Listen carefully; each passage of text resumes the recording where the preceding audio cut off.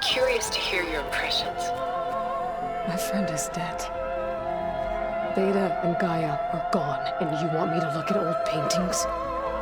Don't be so quick to dismiss the comfort we can find in art, or the insight we might gain.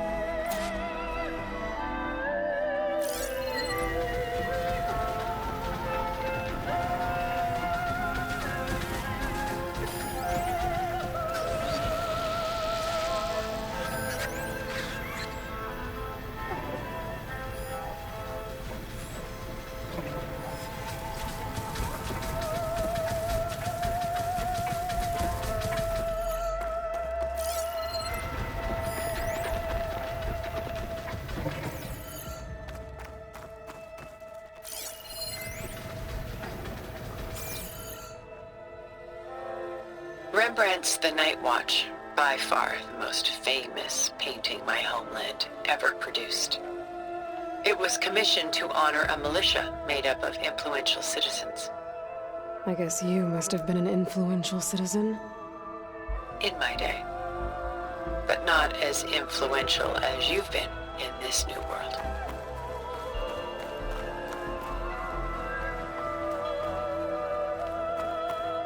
My favorite pairing on the left is Woman Reading a Letter by Vermeer, a true master. And on the right is a forgery, Woman Reading Music, which fooled experts into believing it was a priceless original. Early in my career, I became fascinated with such deceptions. Eventually, I developed scanning software that could detect fakes with unparalleled accuracy. Is that how you made enough money to buy your way onto the Odyssey? Oh no. I made my real fortune later. Selene and Endymion. She's the goddess of the moon, whereas he's a simple shepherd. Beside her is the god of love, Cupid. So she's sneaking up on him? More like visiting him in secret. The torch that Cupid bears represents Selene's undying infatuation with him. Though the two must remain apart, her love will forever burn. This is Rembrandt painting Jeremiah, a man in mourning. Mourning what? His home. The ancient city of Jerusalem. He foresaw its impending doom, but could do nothing to prevent it. So instead, he saved its treasures from destruction, just as I saved these works. You could say we're kindred spirits. A portrait of the painter, Rembrandt's son Titus, depicted in the habit of a monk. I don't get it. Why would someone like you, with infinite resources, care about this painting of a boy in a hood? It's not the image itself, but the feeling it conveys. The face is bright and defined, but his eyes are downcast, heavy with misfortune. And the background seems to swallow all light. The painting is infused with a sense of loss. I guess I understand how the painter feels.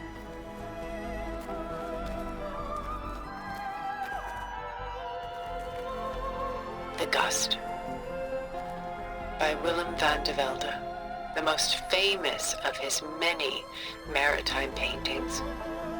A ship crossing into the unknown. I guess you're familiar with that. Indeed, which is why I appreciate this composition in particular. Though waves and wind threaten to destroy the ship, it perseveres, clinging to the light even as darkness closes in all around it.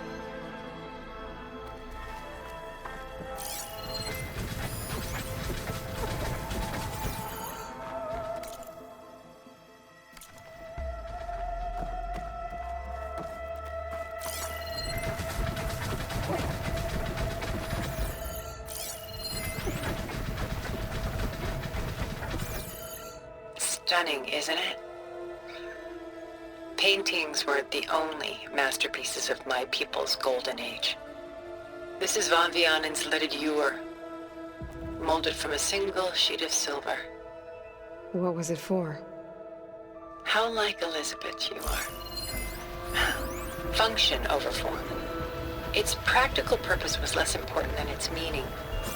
Von Vianen created it in honor of his late brother, who himself was a famous silversmith. A memorial. Yes.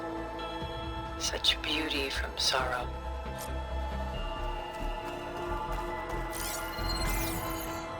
A lot of weight on his shoulders. I don't feel it.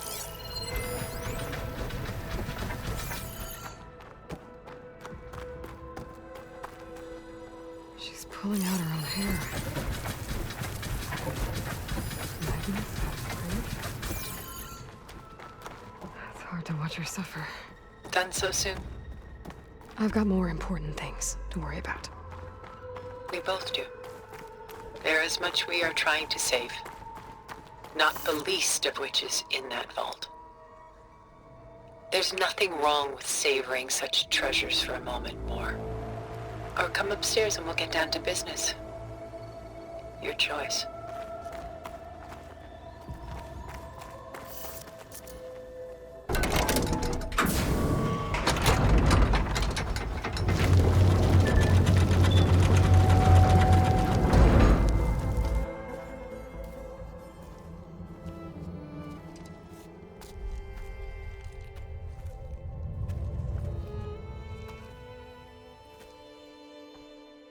There you are.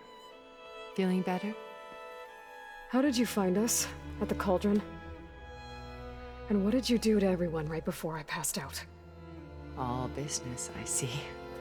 Well, suffice it to say we were keeping a very close eye on Hephaestus, knowing we would need it at some point. Your ruse didn't fool us, and as for my little trick, it was an overload of the senses, accompanied by an energy discharge.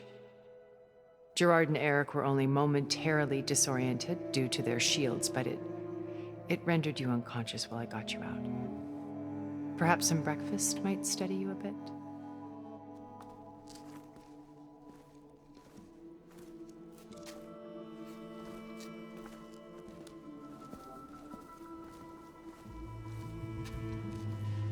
This was your house. The one you recreated for Beta, in the data channel you shared. How perceptive of you. Please, this way. After everything your people have done, you think I'm just gonna sit down and have a chat with you? They're not my people. They never were, and especially not now. You shot off into space with them, and lived with them for 1,000 years before coming back. So what made you suddenly turn on them? Quite simply, this. My old focus. You repaired it? But that means you've seen Incredible things. What you've accomplished in 2 decades of life.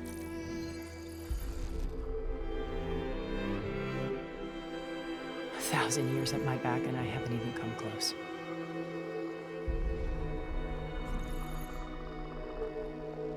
I'm sorry if I invaded your privacy, but I had to. In order to understand. To be enlightened. You truly are Elizabeth's blood. With her drive, her sense of mission, her integrity. Watching all this shamed me for the company that I've kept. Having seen it, all I want is to help you. even if it means stopping your friends? Especially so. Please, sit down.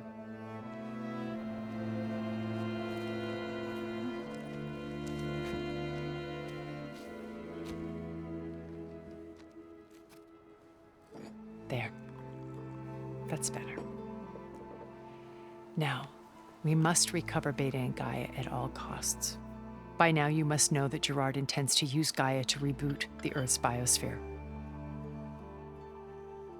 remaking this world to specifications that would only suit us immortals. This process will kill every living thing on the planet.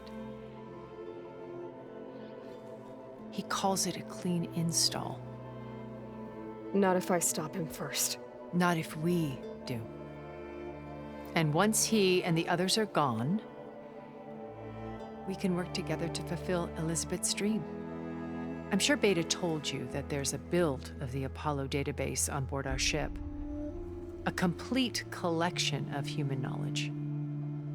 With that and Gaia, we could do everything Elizabeth wanted. Heal the biosphere, educate the people of this world, uplift them. Create the world she imagined. Let's not get ahead of ourselves. From what I've seen, your friends are invincible. I do wish you would stop calling them my friends. And they're not invincible. In fact, a friend of yours has found a way to defeat them. Silence.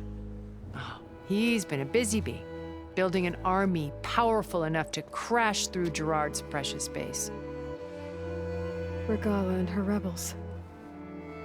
Even now, she's preparing a final march on the Tenakth capital. When she wins, she'll have the entire tribe under her control. Hundreds of warriors and machines to throw at the base. She's been duped. They'll all perish, of course. But it should be enough to break Gerard's defenses and allow Silence to kill him. Along with all the others. Using the new weapon he's developed. Yes, he's found a way to circumvent our shields. Truly an exceptional man. He's planned for everything. Except you and me. You see, while his army is battering down Gerard's doors, you and I will sneak in through a back way. One that only I know about. While Silence and my friends are busy battling each other, we'll take back Beta and Gaia. I told you I want to help you. I mean it.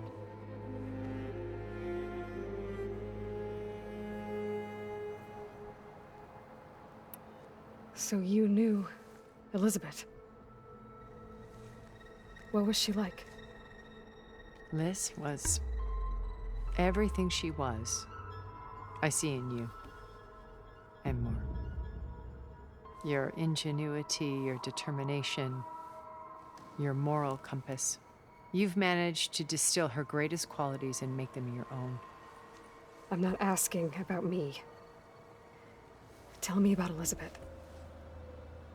What was she really like? The honest answer is that I don't actually know. For all the time that I spent with her, she always kept a part of herself locked away. It was like that from the moment we met.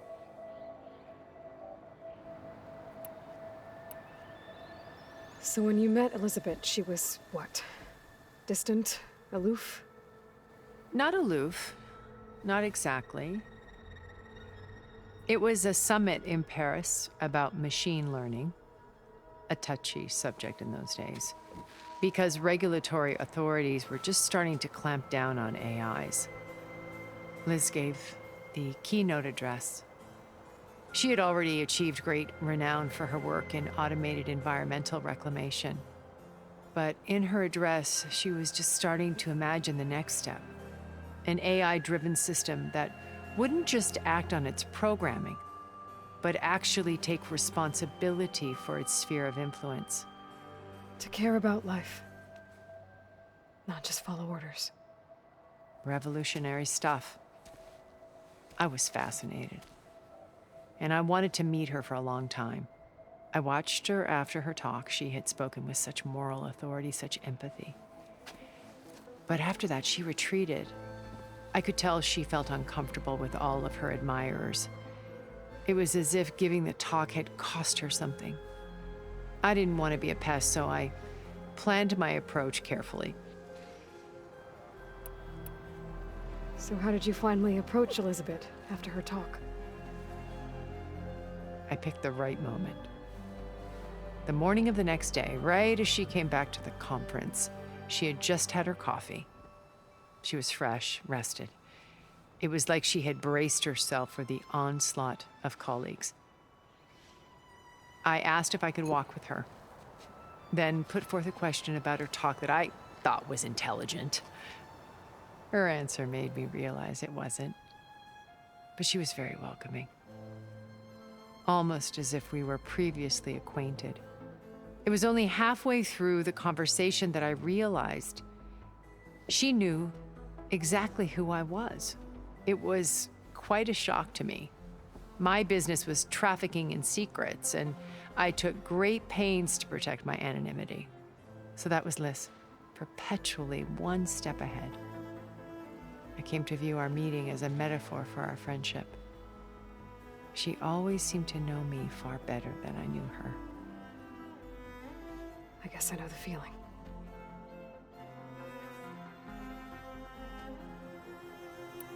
How do you know about Silence's plan? He isn't the only one adept at spyware. You hacked his focus? No, he's too careful for that.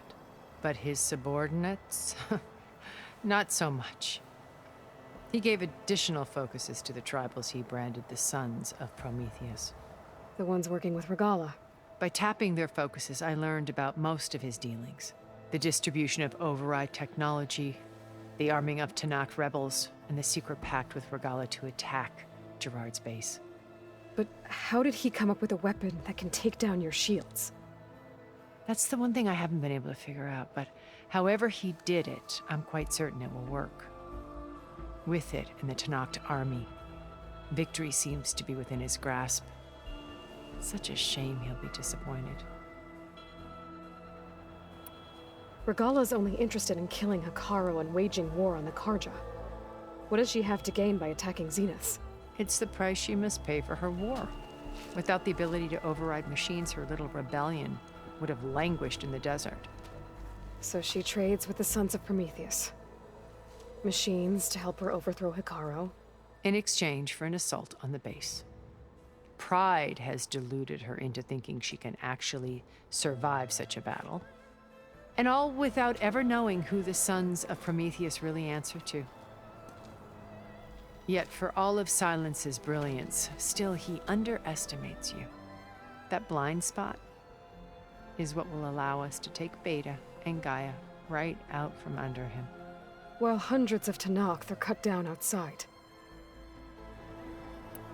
Beta told me your colony was destroyed. That you came back to Earth because you had nowhere else to go. It's true. After we reached our destination, a planet in the Sirius star system, we spent decades building a new home. The physical constraints of Earth, the boundaries of mortality, gone.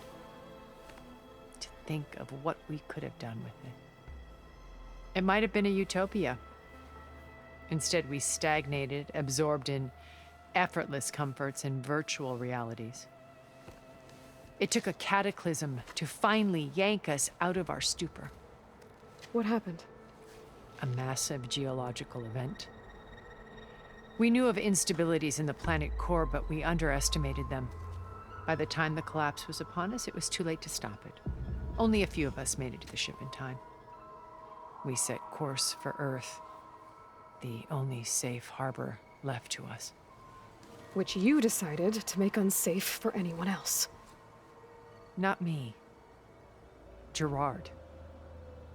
He believes it's better to wipe the canvas clean than work around the smudges. No more primitive tribes, no more combat machines, only a blank slate to do with as he pleases. But we will stop him. All we have to do is get into that base. What exactly is your plan to sneak into the Zenith base? We will make use of a lesson I learned from an early age. Always know your exits. In this case, a place where Gerard's new construction meets the ancient foundation, a passage that only I can access. When Silence flings his army at the base, we will enter through this back door, bypassing most of the fighting. The distraction will provide us with a window in which to rescue Beta and Gaia. Once we're inside the base, where will we find Beta and Gaia? here in the command center. By then, Gaia will have been reunited with all of its subordinate functions, including Hephaestus. What about the alpha build of Apollo on your ship? A simple matter of recovery once the others have been dealt with. With that in hand, we'll have everything we need to make this world as it should be. You said Beta is not in urgent danger, so what are the Zeniths doing to her? Putting her to work. Merging Hephaestus with Gaia. A difficult, time-consuming task, as I'm sure you know. They will compel her if need be. But her life is not in danger. She's the only one who can do it. Because you people made her to be nothing but a tool. Gerard's idea, not mine. They always viewed me with suspicion when I attempted any form of kindness towards her. That's why I created the data channel. A virtual place where we could speak in peace. So this channel you shared with Beta, none of the other Zeniths ever found out about it. Gerard believes he's the most cunning of all of us. Even after 1,000 years, he still can't imagine that I would outwit him. The channel allowed me to interact with Beta away from their mistrustful eyes. It offered us a chance to be ourselves. Until you cut off all contact. Yes, though it pained me. I was worried that our meetings would do her more harm than good. Well, she felt like you tossed her aside. I was afraid the others would find out and punish her. She may not have had the comforts of friendship anymore, but at least I ensured she was safe. I know it seems harsh, but you must believe that her well-being has always been paramount to me. Why did you make the data channel look like this place? I built this house as a shelter to weather any storm. A safe place. Not just for me, but for the art stored below. Cultural artifacts of incalculable value. Truly some of the greatest achievements of human civilization. And you wanted Beta to see them? Yes. Her upbringing was so cold and technical. I thought if she could experience Vermeer and Rembrandt, it would bring something else into her life. A heritage every bit as valuable as the scientific and technical data being drummed into her. I'm sorry I had to cut off contact, but I'll never regret sharing this house with her. She needed its shelter even more than I did. My old focus. How did you find it, let alone repair it? When we encountered you at the Hades Proving Lab, Gerard saw you as a redundancy. I knew better. You were a revelation. After your dramatic escape, bravo, by the way. Gerard and Eric assumed you were dead and gave up the hunt. I wasn't so sure. When the others were busy, I returned to the lab and searched for any trace of you. That's when I found this little treasure. Not easy to repair, but certainly worth the effort. As I watched your life unfold, you were like a splash of color on a worn canvas. What Liz was, and more. Did you show it to the others? Of course not. It was your actions that inspired me to defy them. It's worth noting that if I hadn't found it and watched its contents, I wouldn't have known to save you at the cauldron. You'd be dead. So I should be grateful? If you like.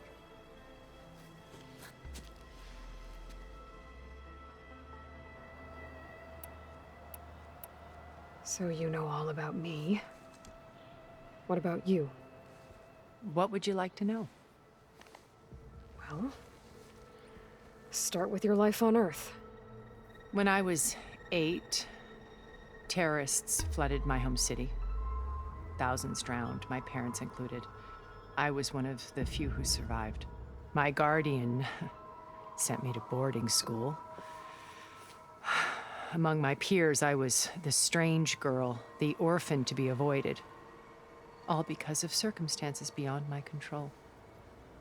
Oh. So we're a lot alike, huh?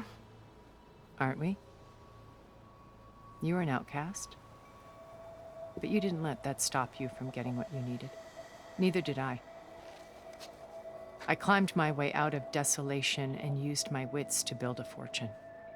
First, from the technical analysis of art and the detection of forgeries. Profitable expertise in those days. But as it turned out, the software I developed was even more useful for counterintelligence. From there, it was only a short step to gathering extremely valuable intelligence on my own. You were a spy? More like a service one could turn to for information. I had to remain anonymous, of course, to protect my privacy. But despite that anonymity, Far Zenith inevitably sought me out. What happened when Far Zenith approached you? They painted an irresistible vision of humanity's future. One where we need not fear illness or death, where we explored the furthest reaches of the stars and thrived. It was only later that I realized that they only intended to bequeath this future to the rich and powerful. By the time I finally figured it out, the walls were closing in, Pharaoh's machines were devouring the Earth. So I accepted Far Zenith's invitation to a berth on the Odyssey. I wanted this to come, but she had nobler plans, as you well know.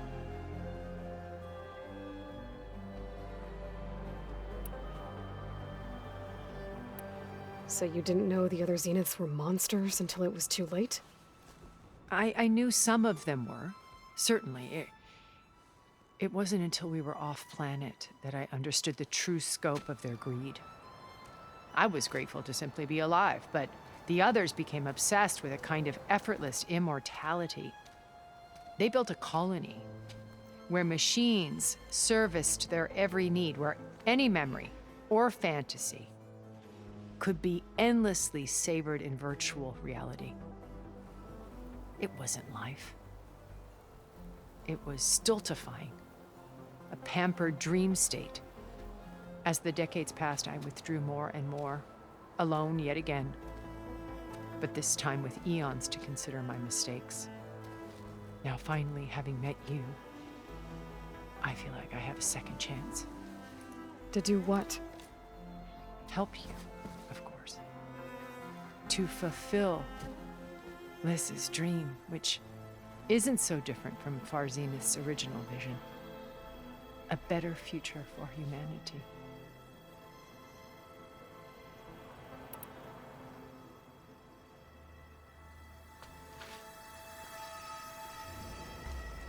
First Varl. Now Hekarro and the Tenakth. Your plan would wipe out an entire tribe. There has to be another way.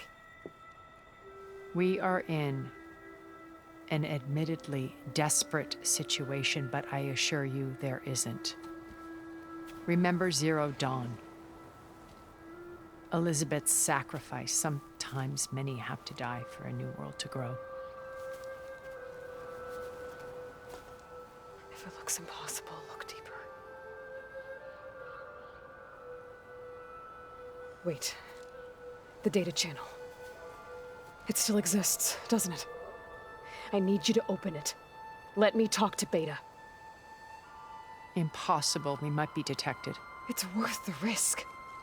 There is another way, one where the Tenakth survive. But we won't. If the others... If you want to help, open it.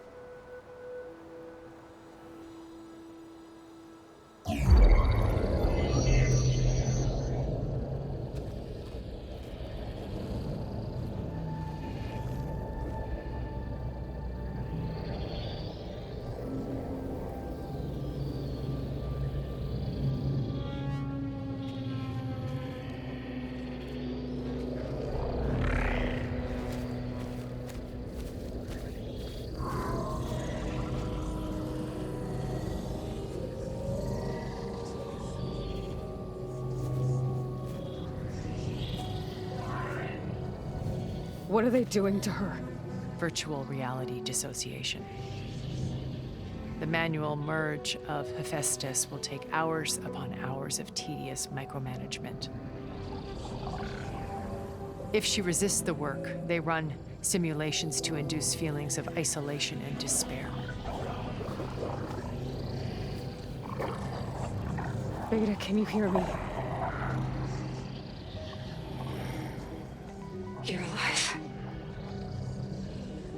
They're watching me. I can't hold up this extra projection for long. You should have killed me. No. No, look at me. I'm coming for you. I promise. Okay? I just need you to hold out a little while longer and work on the merge.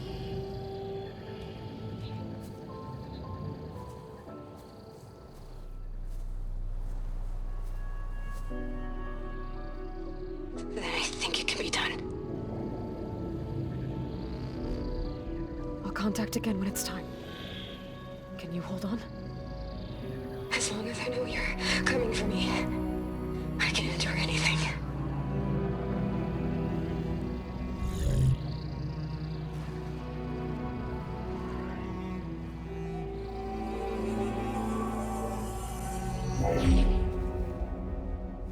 All right. I did as you asked. Now I think you need to tell me what you're planning. I'm going to take Sylens' army away. I don't need it. Only the weapon he made to penetrate your shields. And how do you propose to get it? Ask him nicely? Without Regala and her rebels, he won't have a choice. We'll be his only option. Only option for what? What did you tell her? That is between me and my sister. Will be Sylens' only option for crashing that base. I'll tell you the rest later. But first, there are a couple of things I have to do. Oh. And what are those? Lay my friend to rest. And then I'm going to use the override that Beta gave me at Gemini to put an end to Regala's rebellion. From the air. Wait. Since you insist on doing things your way, I know of something that will truly help you make a grand entrance with the Tenakth. The ancient Horus Titans still possess electromagnetic energy cells as part of their arsenal. Drop one of those on Regala's army and they'll receive quite a surprise.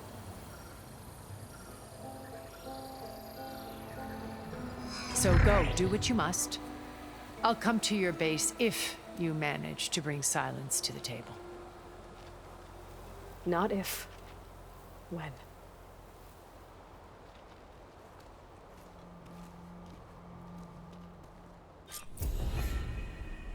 Erend, are you there? Aloy! Aloy, is that really you? Yeah, it's me.